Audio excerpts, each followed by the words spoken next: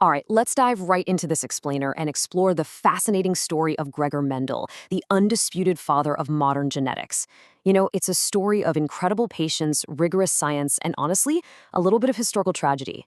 We're going to look at how a brilliant mind working quietly in a monastery garden unlocked the fundamental rules of heredity that literally shape who we are today.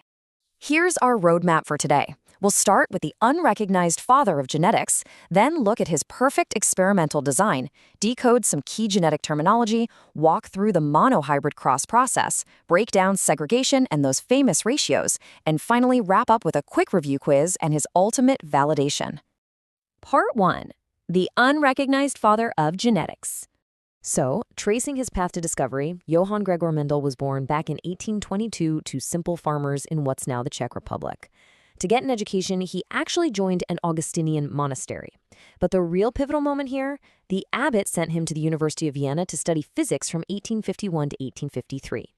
After that, he spent 10 incredibly patient years, from 1856 to 1863, meticulously preparing and running his pea breeding experiments. He finally published his work in 1866. But get this, the scientific community completely ignored it. Tragically, he died in 1884, entirely unrecognized for his monumental contribution. Now that university training in physics, it completely changed his approach. Back in the 19th century, biology was, pretty highly descriptive and vague. Investigators mostly just guessed and described what crosses looked like. But Mendel? He brought math, chemistry, and rigorous empirical hypothesis testing straight from the Physics Institute into the biological world. He wasn't just observing things, he was actively measuring them. It was a massive, successful transition from theoretical guessing to real empirical testing. Part 2. The perfect experimental design. You see, his success wasn't just about his math skills, it was really about his absolute mastery of experimental design. The crucial point here is his careful choice of the pea plant, Pisum sativum. It totally ensured his experimental success. Think about it. Peas grow rapidly, giving you one full generation a year, and they produce hundreds of seeds, which gives you a huge sample size to detect actual, meaningful mathematical ratios. Plus, crucially, he chose traits that exist in only two distinct visible forms, like yellow or green, round or wrinkled. That made it incredibly easy to track traits without any confusing intermediate blends.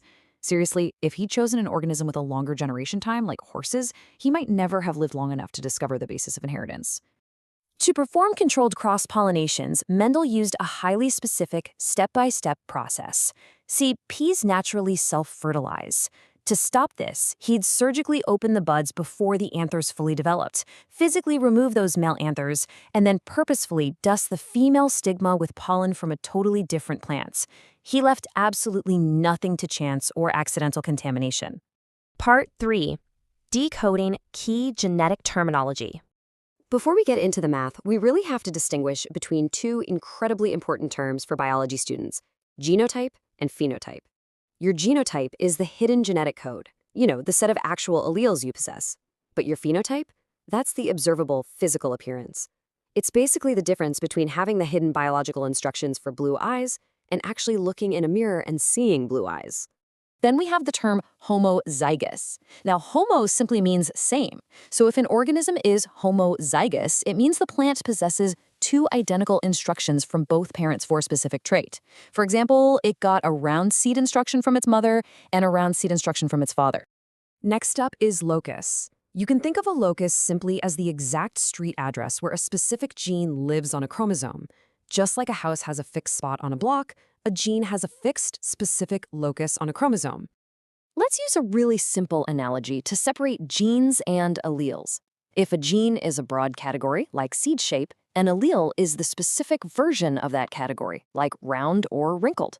They live at the exact same locus on homologous chromosomes, but they might just be carrying slightly different versions of the instruction. Now, how do genotype and phenotype actually interact? Well, the limits concept perfectly illustrates this. Your genotype sets strict, absolute boundaries for your physical trait development.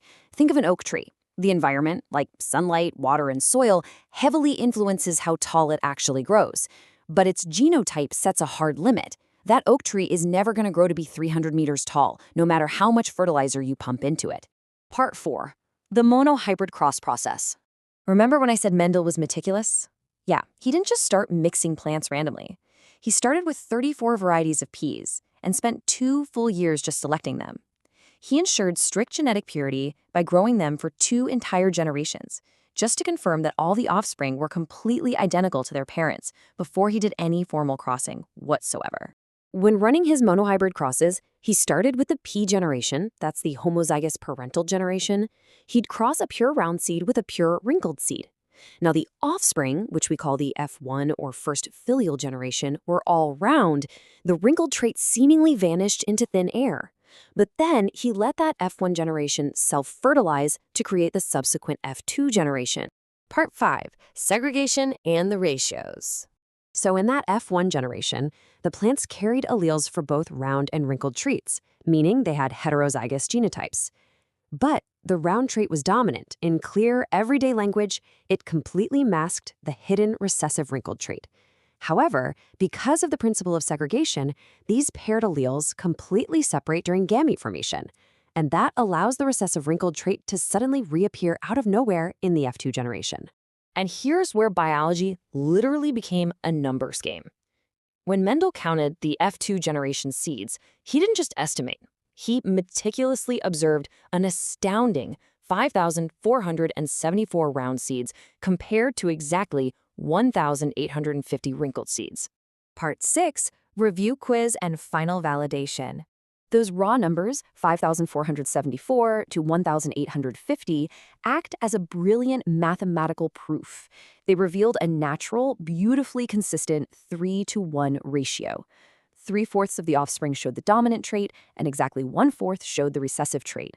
It proved once and for all that inheritance wasn't just some random blending. It was made of distinct, mathematically predictable packets of information. Let's take a quick second to review this summary to really lock in the key terminology we've covered today. A gene is the inherited factor, and an allele is the specific version of it. The locus, that's the location. Genotype is the hidden allele set, while phenotype is the physical trait you actually see. Homozygous means identical alleles, and heterozygous means different alleles. Sadly, Mendel died never knowing the true impact of his work. But it's an incredible testament to his unrecognized genius that it took a completely new century, the year 1900, for 3 independent botanists to run similar experiments, stumble upon his dusty 1866 paper, and finally validate his pioneering research findings to the world. I'll leave you with this final, provocative thoughts. Where would human health, modern medicine, and our entire understanding of biology be today without the meticulous, lonely patience of this unsung hero planting peas back in 1856? Every modern genetic test and therapy owes a massive debt to Gregor Mendel and his monastery garden. Keep exploring, stay curious, and I'll catch you on the next explainer.